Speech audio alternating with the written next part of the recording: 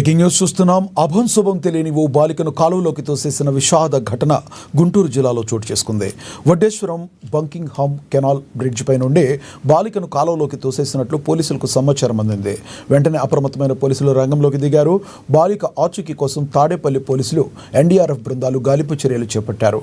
కెనాల్లో బాలిక మృతదేహం లభ్యం కావడంతో మృతదేహాన్ని మంగళగిరి ప్రభుత్వ ఆసుపత్రికి తరలించారు.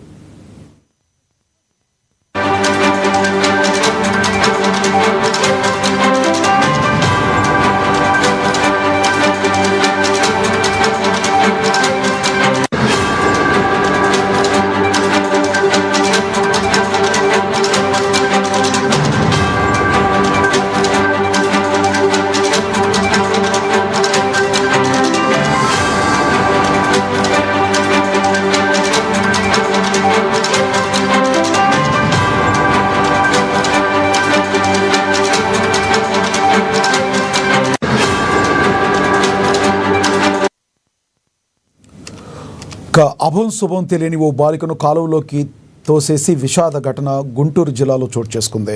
వడ్డేశ్వరం బంకింగ్ హమ్ కెనాల్ బ్రిడ్జ్ పై నుండి బాలికను కాలువలోకి తోసేసినట్లుగా పోలీసులకు సమాచారం అందింది. వెంటనే అప్రమత్తమైన పోలీసులు రంగంలోకి దిగారు. బాలిక ఆచూకీ కోసం తాడేపల్లి పోలీసులు ఎన్డీఆర్ఎఫ్ బృందాలు గాలింపు చర్యలు చేపట్టాయి. కెనాల్లో బాలిక మృతదేహం లభ్యం కావడంతో మృతదేహాన్ని మంగళగిరి ప్రభుత్వ ఆసుపత్రికి తరలించారు. ఇదే విషయానికి సంబంధించి మరింత సమాచారాన్ని మా ప్రతినిధి రాఘవ అందిస్తారు. రాఘవ, అసలు చెప్పండి, ఆ బాలిక ఎవరు, తోసేసిన వాళ్ళు ఎవరు, మన దగ్గర ఉన్న సమాచారం ఏంటి? థ్యాంక్ యూ లక్ష్మీ నాగు. గుంటూరు జిల్లా దారుణం చోటు చేసుకుని చెప్పుకోవచ్చు. గుంటూరు జిల్లా తాడేపల్లి మంగళగిరి మధ్య జాతీయ రహదారిపై ఉన్న కృష్ణా పశ్చిమ డెల్టా కాలువ వంతెనపై రాత్రి గుర్తు తెలియని వ్యక్తి 10 ఏళ్ల బాలికను కాలువలో నెట్టేశాడు. అయితే ఒక మహిళ గమనించి 100కి ఫోన్ చేసి సమాచారం అందజేయడంతో స్థానిక సిఐ వీరేంద్రబాబు ఆధ్వర్యంలో సిబ్బందితో గాలింపు చర్యలు చేపట్టారు. అయితే ఈ ఎన్డీపీ వాళ్ళతోటి గాలింపు చర్యలు చేపట్టారు. గంటలోనే బాలిక మృతదేహాన్ని కూడా కనుక్కున్నారు. బయటికి తీసి స్థానిక మంగళగిరి ఎయిమ్స్ మార్చురికి తరలించారు.